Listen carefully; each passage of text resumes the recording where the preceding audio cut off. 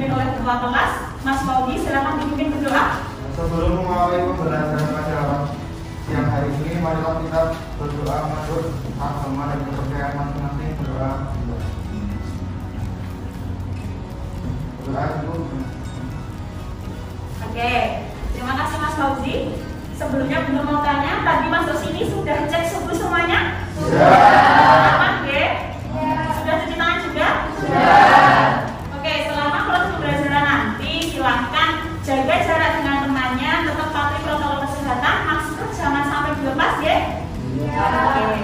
Sebelum kita mulai pembelajaran, Bunda presentasi terlebih dahulu. Mas Abbas ada? Mas Atta? Mbak Anissa? Jadi semuanya hari ini hadir ya? Oke. Untuk memulai pembelajaran hari ini, Ibu Nur akan mengingat materi sebelumnya yang pernah kita pelajari, yaitu tentang macam-macam jaringan tumbuhan. Macam-macam jaringan tumbuhan. Masih ingat macam-macamnya apa saja kemarin? Masih. Apa saja?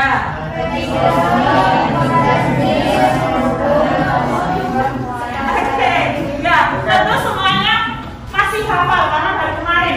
Ada di rumah yang tidak memiliki pohon pisang? Tidak. Semuanya punya ya? Semuanya pernah mengamati ya? Kemudian silakan dibandingkan dengan yang ini. Ini gambar pohon apa? Pohon jati. Adakah perbedaan keduanya? Ada. Ada yang bisa menyebutkan perbedaan antara dua pohon tersebut? Saya. Apa Mbak?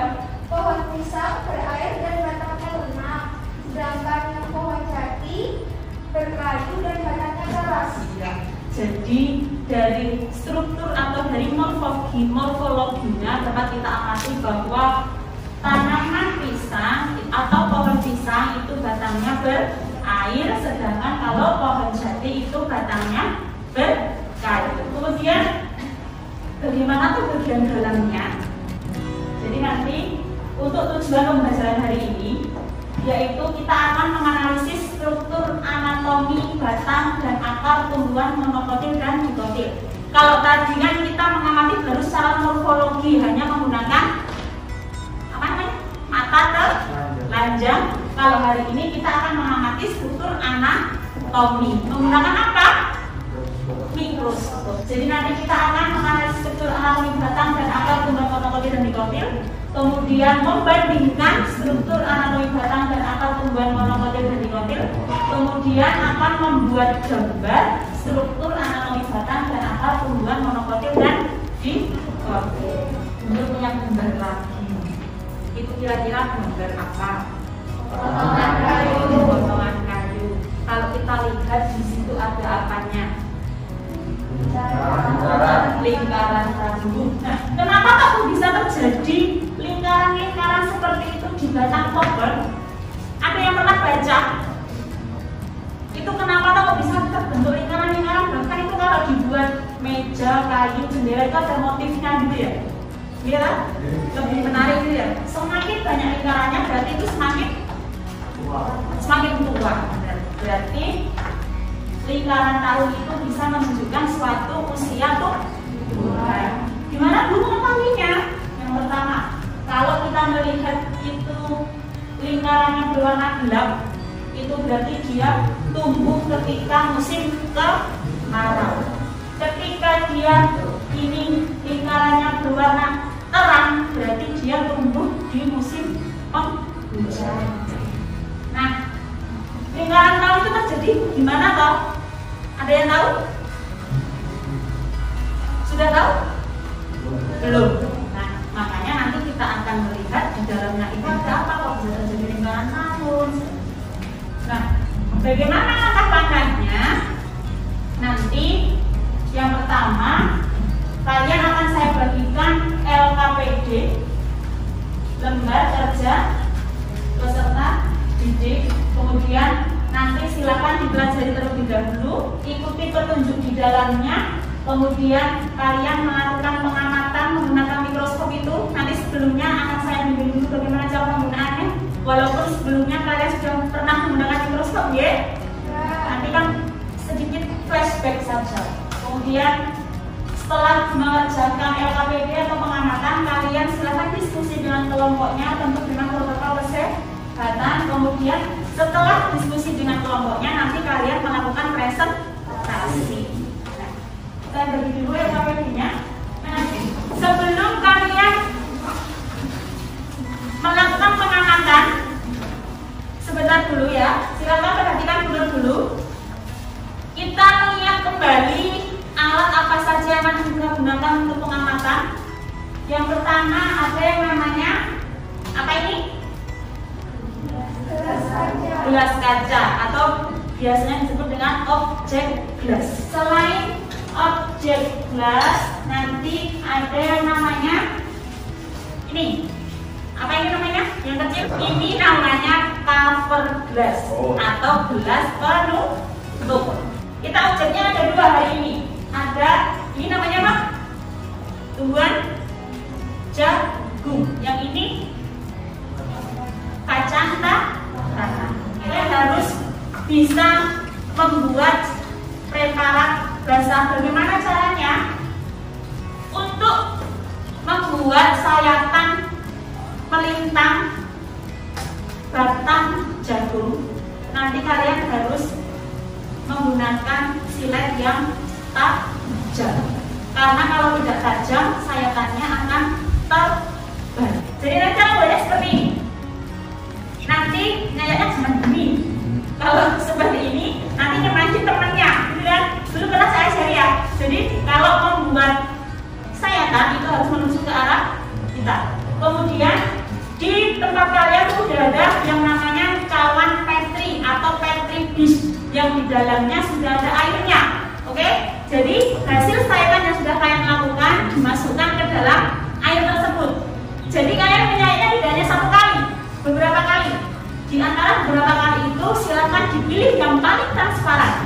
Kemudian diambil menggunakan pipetnya, kemudian diletakkan di apa namanya tadi? Objek gelas. Terus diletakkan di sini, ditambah sedikit air, kemudian ditutup menggunakan cover gelas, kemudian diletakkan di meja mikroskop. Bagaimana cara mencari perbesaran objek? Di sini ada tulisannya kali. Di objeknya juga ada tulisannya, silahkan diputar boleh, nggak usah takut. Jadi nanti kalau kalian menggunakan pengamatan lensa objektif 40, berarti nanti 40 dikali 5, berarti 200. Jadi terus nanti arahkan cerminnya ini ke cahaya yang paling terang. Nanti sambil jalan, kalau ada yang tidak bisa silahkan ditanyakan, gitu ya. Apabila nanti kalian ketika membuat preparat tidak bisa diamati menggunakan mikroskop masing-masing, Bu Nur sudah menyediakan preparat awetan. Silahkan bekerja dengan kelompoknya.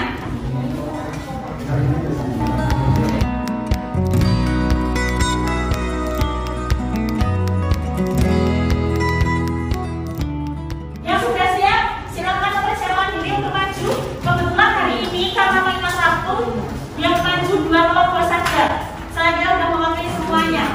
2 kelompok yang mau maju duluan siapa? Oh ya. Assalamualaikum warahmatullahi wabarakatuh. Saya dari kelompok 1 ingin mempresentasikan hasil dari diskusi dari kami yang dibacakan oleh Mbak Fidila. Ya kan, Mbak Fidila? Hasil pengamatan anatomi batang, pada batang jagung monokotil dengan perbesaran 10 kali 0,25. Terdapat epidermis, korteks, jaringan penyokong, film, dan belum. Pada preparat batang kacang tanah termasuk dalam tumbuhan dikotil yang terdapat epidermis, korteks, ampulus, film, kambium, dan belum. Pada anatomi akar, nama preparatnya akar jagung termasuk dalam tumbuhan monokotil. Apa ada yang ingin ditanyakan? Yang mau bertanya, silakan langsung tanya. Oke, saya sebutkan nama. Francisca Betama Sela. Francisca Betama Sela. Pertanyaannya? Berapa adalah hubungan monokotil? Mengapa batangnya bisa bertambah besar? Silakan bersama dulu. Gimana?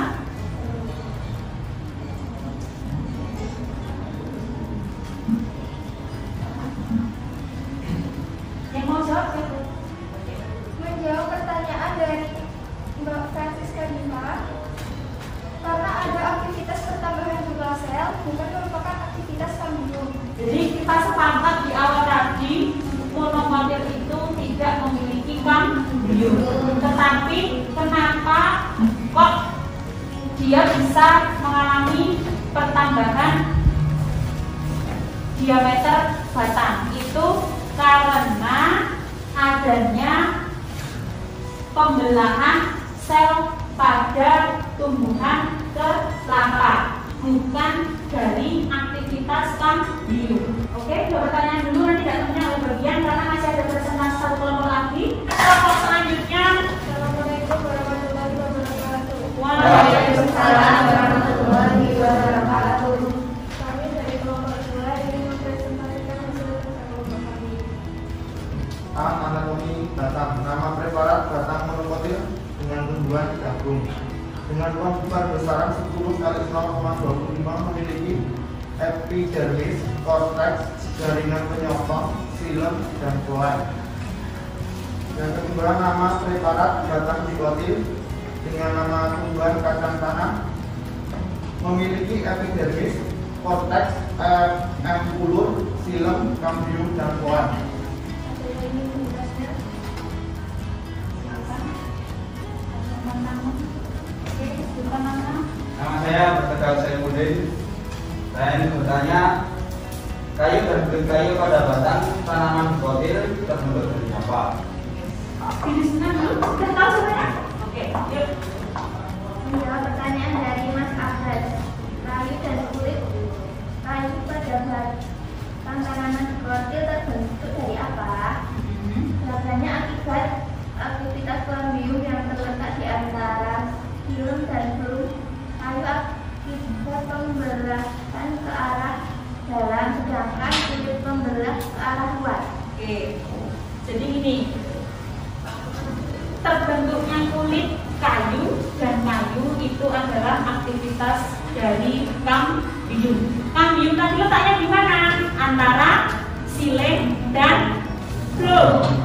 Nah, ketika kambium itu membelah ke arah luar, dia akan membentuk kayu, sedangkan dia ketika membelah ke arah dalam, dia akan membentuk kulit. Untuk kelompoknya Mas Pauli bisa diakhiri presentasinya. Sekian dari kelompok kami. Assalamualaikum warahmatullahi wabarakatuh. Waalaikumsalam warahmatullahi wabarakatuh. Coba kita lihat ke depan dulu. Silahkan letakkan alat tulisnya. Kalian amati layar presentasi dulu. Nah, tadi kalian sudah melihat tentang anatomi batang jagung atau anatomi batang tumbuhan monokotil. Tadi seperti yang Mbak Fidela bilang, ada apa aja tadi Mbak? Yang paling luar itu epidermis, kemudian bagian dalam ada korteks, kemudian ada yang ketiga yaitu kemudian yang keempat itu kemudian ada hanya sekedar tambahan saja pengetahuan bahwa ketika pandemi ini banyak ilmuwan yang tidak hanya berdiam diri, tapi walaupun dia di sekitar rumahnya tapi sudah menemukan beberapa jenis anggrek baru. Kita dapat menyimpulkan bahwa adakah perbedaan antara tumbuhan monokotil dan dikotil? Ada tidak? Ada. Kita dapat amati bahwa pada batang monokotil itu tidak terdapat kambium, sedangkan pada batang dan akar dikotil itu terdapat kambium. Seperti pelajaran biasanya, Bunda selalu menanyakan apakah pembelajaran hari ini menyenangkan atau membosankan? Selanjutnya, quiz time. Jangan lupa dinamai. Yang sudah silakan dikumpulkan di pinggir meja. Nah, untuk pembelajaran selanjutnya, nanti kita akan mempelajari tentang sistem transport kepada tumbuhan. Kalau pembelajaran hari ini sudah kita akhiri. Mas Pauli, silakan dipimpin untuk berdoa. Untuk mengakhiri pembelajaran pada hari ini, doa menurut agama dan budaya masing-masing berdoa. Terima kasih. Tetap patuhi protokol kesehatan. Jadi nanti setelah dari sini silakan langsung pulang, jangan mampir-mampir. Tetap nanti setelah ini cuci tangan ya. Kemudian masker jangan dilepas dulu. Tetap jaga jarak. Oke? Guna akhiri. Wassalamualaikum warahmatullahi wabarakatuh. Waalaikumsalam.